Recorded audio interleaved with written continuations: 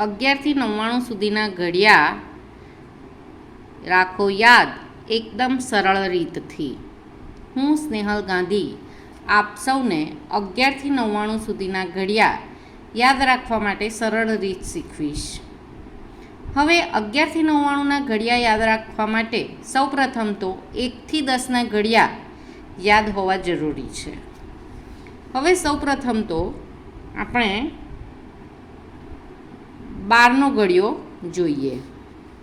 એના માટે તમારે પહેલાં 1નો ઘડિયો 1 એકુ 1, 1 દુ દુ, 1 તરી 3, 1 ચોક 4, 1 પંચા 5, 1 છંગ 6, 1 સતા 7, 1 અઠા 8, 1 નવા 9 અને 1 દાન 10.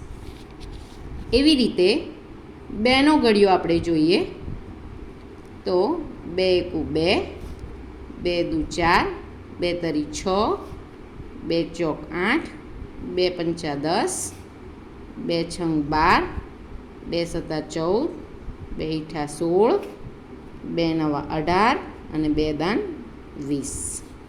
હવે જ્યાં આ જમણી બાજુ જે છે તે આંકડા જ્યારે સિંગલ હોય તો એને કંઈ જ નહીં કરવાનું. જ્યારે ડબલ થતા હોય ત્યારે આ આંકડા સાથે એનો ડાબી બાજુનો અંક એને જોડે સરવાળો કરી દેવાનો. એટલે આ 5 અને આ 1 જે છે એનો આપણે સરવાળો કરી દેવાનો. બરાબર છે? એવી રીતે આ 6 અને 1નો સરવાળો કરી દેવાનો, 7 અને 1નો સરવાળો કરી દેવાનો. બરાબર? આ બેનો સરવાળો કરવાનો. એવી રીતે 7 અને 1નો સરવાળો કરવાનો, 8 અને 1નો સરવાળો કરવાનો, 9 અને 1નો સરવાળો કરવાનો અને 10 અને 2નો સરવાળો કરવાનો.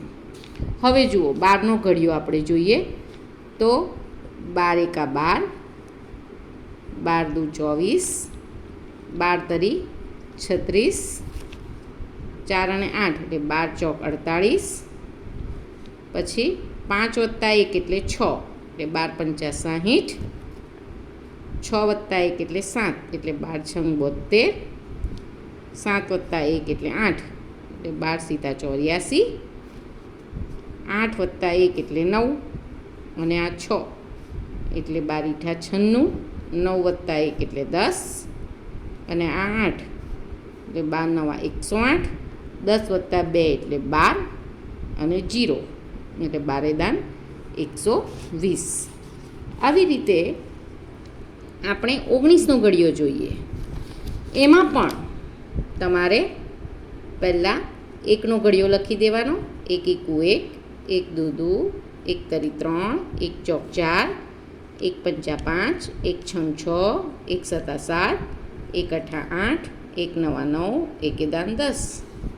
એવી રીતે 9નો ઘડિયો 9 એકા 9, 9 દુ 18, 9 તરી 27, 9 ચોક 36, 9 પંચા 45, 9 છંગ 54, 9 સીતા 63, 9 ઈઠા 72, 9 9 81 અને 9 દાન 90. હવે મેં તમને કીધું એમ આ જમણી બાજુના જે આંકડા છે એ બધા આંકડા જો ડબલ હોય, ડબલ સિરીઝમાં, સિંગલ છે એને કશું નથી કરવાનું. ડબલવાળામાં જે ડાબી બાજુનો અંક છે તેને આ આંકડા સાથે સરવાળો કરવાનો. એટલે 2 અને 1નો સરવાળો કરવાનો. એવી રીતે 3 અને 2નો,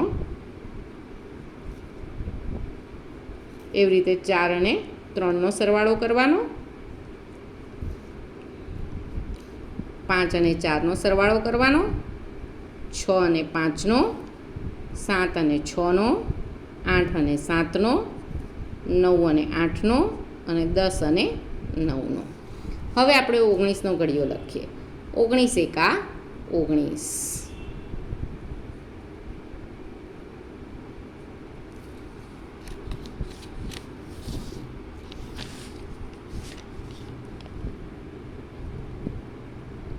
હવે 2 વત્તા 1 એટલે 3 અને આ 8 એટલે 19 દુ 38, 3 વત્તા 2 એટલે 5 અને આ સાતડો એટલે 19 તારી 57. 4 + 3 એટલે 7 અને આ 6 એટલે 19 ચોક 76. 5 + 4 એટલે 9 અને આ પાછળના 5 એટલે 19 × 5 = 95. 6 × 5 = 11 અને આ 4 એટલે 19 × 114. 7 ને 6 કેટલા થાય 13 અને પાછળના 3 એટલે 19 + 7 = 133. 8 અને 7 એટલે 15 અને આ 2 એટલે 19 × 8 = 152. 9 અને 8 એટલે 17 અને આ 1 એટલે 19 × 9 = 171. 10 અને 9 એટલે 19 અને આ પાછળના 0 એટલે 190. આવી રીતે આપણે 19નો ઘડિયો યાદ રાખી શકીએ. હવે તમને એવું થાય કે આ 19નો અને 12નો તો બધાને જ આવડે, તો આપણે હવે 94નો ઘડિયો જોઈએ. બરાબર? તો 94ના ઘડિયામાં પણ આપણે એવી જ રીતે કરવાનું છે. એટલે 9નો ઘડિયો લખીએ. 9 × 1 = 9, 9 × 2 = 18, 9 × 3 = 36, 9 × 5 = 45, 9 × 6 = 54, 9 × 7 = 63, 9 × 8 = 72, 9 × 9 = 81 અને 9 × 10 = 90. એવી રીતે 4નો ઘડિયો લખવાનો છે. મેં તમને આગળ કીધું એમ 1 થી 10ના ઘડિયા તો આવડવા જ જોઈએ.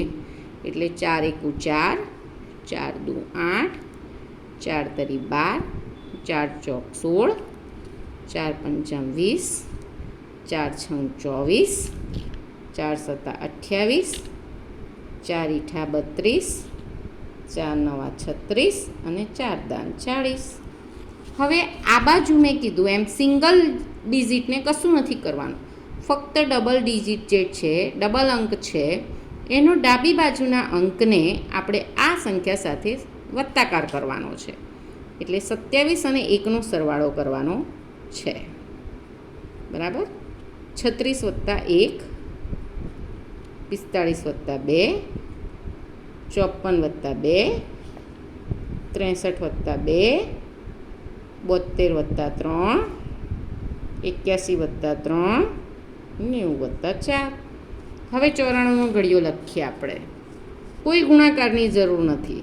94 × 1 = 94, 94 × 2 = 188. આમાં તો એમ જ લખી દેવાનું છે. આ બાજુ સિંગલ લીટી છે, સિંગલ ડિજિટ છે એટલા માટે.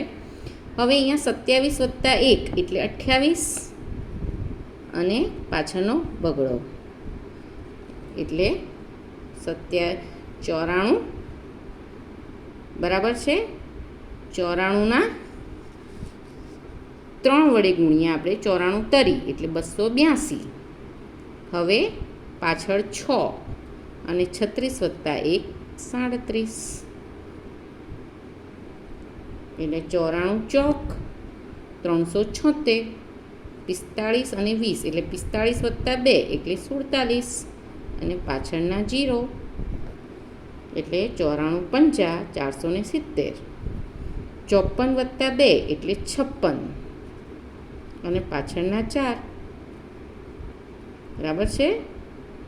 એટલે 94 × 6 = 564. 94 સીતા એટલે 63 અને 2 એટલે 65 અને પાછળના 8 એટલે 658.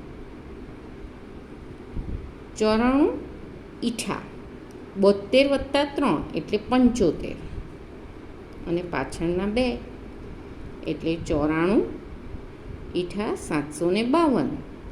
94 નવા 81 + 3 એટલે 84 અને પાછળના 6 એટલે 94 નવા 846. 90 + 4 94 અને 0 એટલે 94 દાન 940. આ રીતે તમે 11 થી 99 સુધીના કોઈ પણ ઘડિયા તમે યાદ કરી શકશો.